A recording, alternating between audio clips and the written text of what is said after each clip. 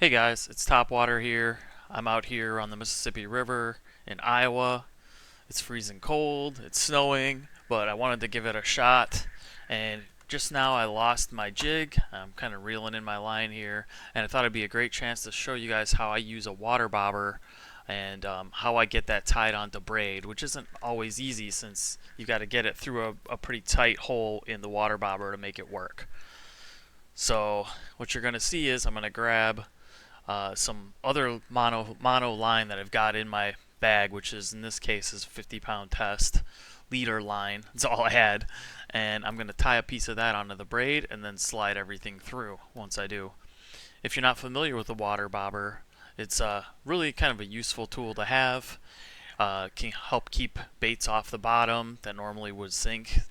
But I use it when I'm working with super light gear and baits that are really light, and I want to get a further cast out of it because, like the name, a water bobber can be filled with water, and that just makes it heavier and allows for you to go ahead and cast it far. So here I am. I'm lining up just like I did that triple surgeon's knot in one of my other videos.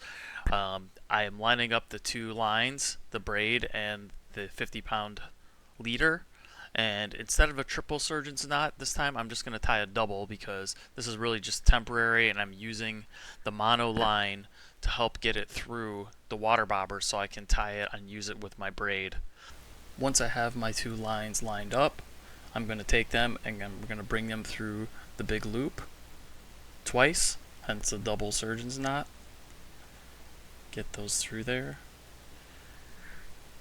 And then I am going to pull those tight to basically connect the leader line to the braid.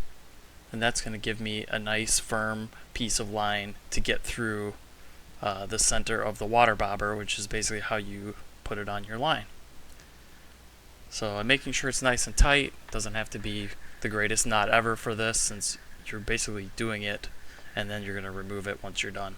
And now I'll take the long end that's left of the mono and I will try to stick it through.